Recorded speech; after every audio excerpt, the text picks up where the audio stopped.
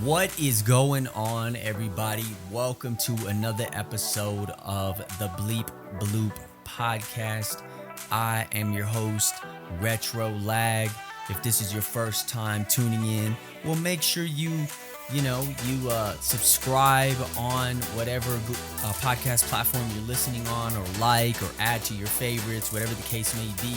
And if you want these episodes early, then go to the Patreon. That's Retro's Neighborhood, RETROSNEIGHBORHOOD. I think I spelled neighborhood right. You can also check me out on Twitter at Real Retrolag, RETR0LAG, where you can find the link to the Patreon. These episodes are going to come out regardless, but you can get them early, a few days early if you drop that support. And that support really is just going to go right back into me creating bigger and better content for you. But nevertheless, I'm still going to bring it to you.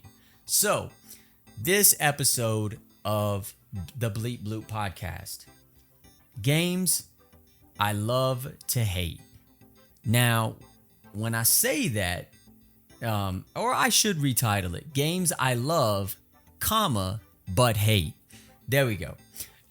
Because these are games that I absolutely love. I appreciate them, but for one reason or another, they weren't ranking on my really high list of games that I want to replay or finish, or for one reason or another, I maybe despised them at one time. The rage never came back down once it was induced, But these are fun games nonetheless, and they are still part of my catalog and still are considered to me some of my favorites. So let's jump right into it. Number 1, Cuphead. Now, I love everything about Cuphead. I love the art style of it. I love the music. I love the characters, the animations, the run and gun, the blasting, the platforming that you do. I mean, it's kind of subtle, but it's more of a run and gun type of game. But that game, the reason why it made my games I love but hate list is because it is so rage-inducing to me. Now, there is a game that was similar, which was Celeste, but Celeste is one of those games that I'm expecting that it's going to suck. And maybe that's the demeanor I need to have with Cuphead.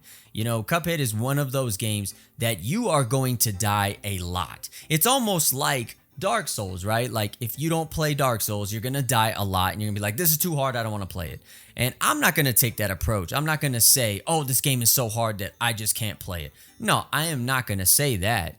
But it is such frustration that I have that I can't pass a certain point that it made me not want to play it. Now, I will say, in all fairness, when I used to stream was when I was primarily playing that game. So maybe I need to just go back in, considering I don't really stream that much anymore. I do more video content and podcasting than anything else.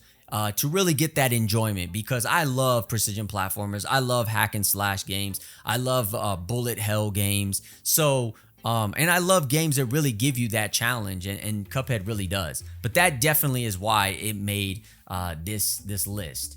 The next game on this list, Kingdom Hearts 2. Dun dun dun. Now, I know there's people out there that are like, whoa, wait a minute.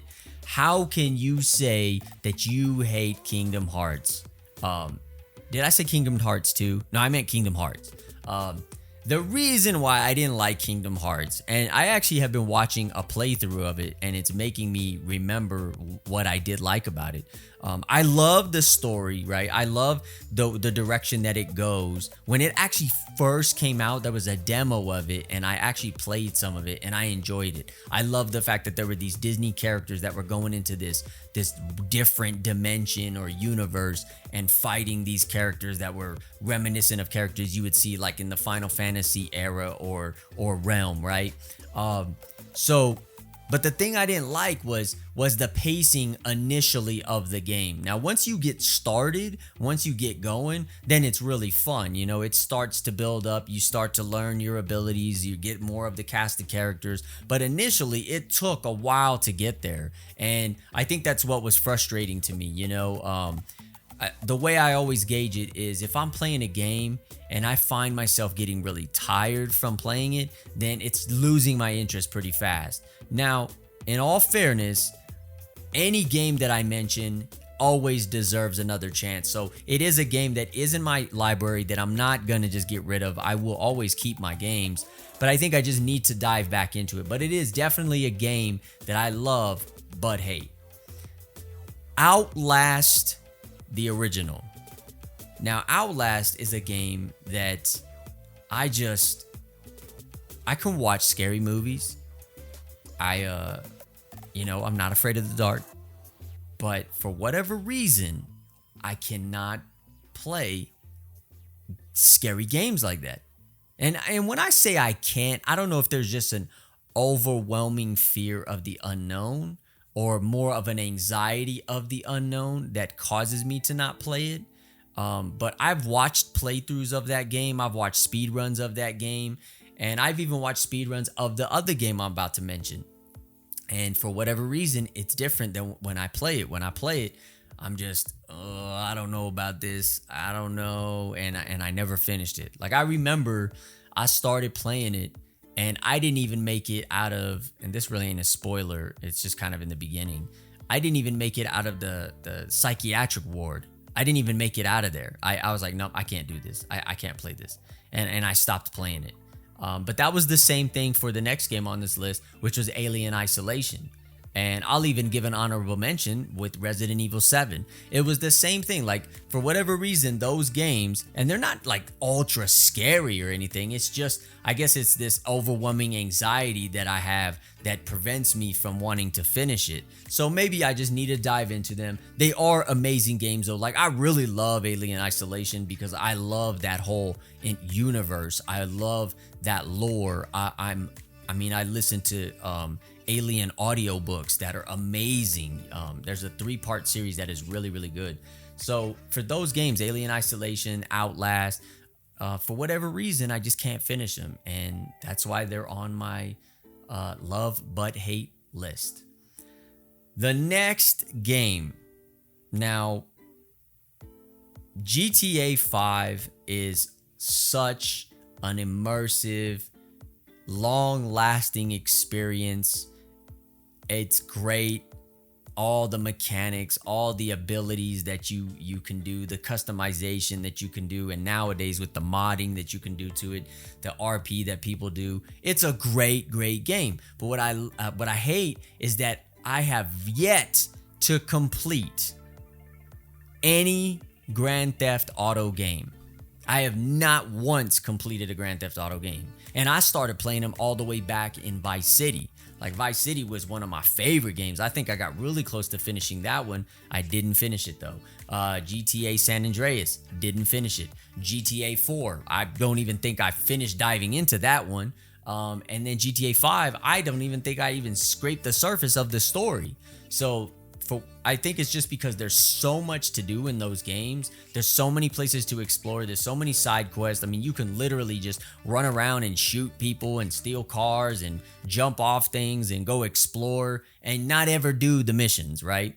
And that's kind of where I get stuck at. Like, I'll have intention of doing the missions and then I just don't do them. So, but I know that they're fun games. They really are fun. I love them, but I hate the fact that I have not yet finished one. So on the to-do list, put a pin in it.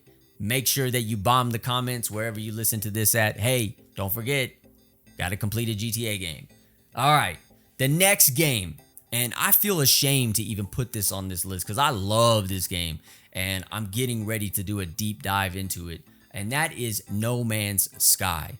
No Man's Sky, we know the history of it. It started as something with high expectations and initially was a dud when people played it at first, but then over the course of the years it just got bigger and better and more immersive and is everything that people want, and people can't get enough of it. And I was one of the first people to buy that game. I mean, at least in my opinion, but I bought it on release day. I mean, no questions asked. And I love the fact that it's an infinite galaxy with infinite possibilities, and you can do amazing things in it. And now there's so much that you can do and harness. But I think that's where the problem was. It was a slow grind, to get certain resources that you need in order to craft certain things, in order to do certain things. And if you don't have enough of those resources, you can get stuck. And if you get stuck in an area where it's a really trash planet, not a lot of resources, not beautiful, not a paradise planet, as they say, it can be exhausting and draining and make you not want to play it. But with so much effort that they've put into this game, me as an early fan of the series would not be doing myself a proper service. I'd be doing myself a disservice if I didn't go back and really dive into that game. So it is on my list, but it is also trying to make its way onto my favorites list. And the last one I have on this list for now, we may revisit this again. This is not an all-inclusive list. And that is Stardew Valley. Pump the brakes. I know there's some people like, what? Hold up, man. Stardew Valley, I really loved it. I loved the pacing of it, but the times that I played it were usually late at night when I was really tired. And because of the slow burn that game is, it is not one of those games that I would say you should play at night. I think it's a great game, like if you're drinking a cup of coffee, playing early in the morning, just chilling, or maybe you got some energy but you want to just kind of like chill out and take your time doing something, then that's to me when you would play it. Now some people will play it all hours of the day, it doesn't matter. I am not one of those people.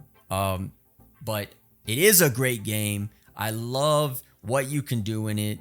I think that the environment is really nice. The abilities that you can do, and then that you have, as well as the mods that are available for it as well. So it is on this list. Now, I don't necessarily hate it, but I don't also think that I'm gonna like dive back into it right away to play it. But I by no means judge anybody that loves that game. So, if you keep playing it, Enjoy these games. Like I said, these are the games that I love but hate. And maybe some of them will come off. Maybe some will change. Maybe we'll do a part 2. I hope you enjoyed this podcast. Again, Retro's Neighborhood on Patreon if you want to get it early. If not, just go on Spotify, Apple, Google Podcasts. You can find it there. And until the next one, y'all, I will catch you later. Peace.